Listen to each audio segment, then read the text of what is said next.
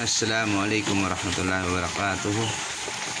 Meron po tayo nadaanan kanina nagtitinda, basang-basa na po siya ng ulan. So dito po sa atin sa bandang Bolinao ay bagyo pa rin. So yan po yung tinitinda niya. So, medyo may kamahalan po yung presyo, pero dahil sa gusto natin makatulong ay binili natin sa kanya, tapos dinagdagan na rin po natin ng konti para pandagdag po sa kanyang pambili ng mga bigas. Yun po. So pag may mga nadaanan po kayo ng mga ganun ay bilhin nyo na rin po para kahit paano makatulong tayo sa konting paraan. So yun lang po.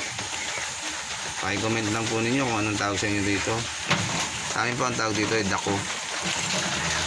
Masarap po yan sa bawan, sinigang, ganun. Kahit nalagyan lang po ng luya. Ayan. So sa mga nakakaalam or sa mga hindi pa nakakaalam or tawag sa inyo dito sa lugar ninyo, paki-comment lang po, tapos paki-follow and share na rin po yung ating page, YouTube channel. Ayan po, ingat po kayo lagi. God bless.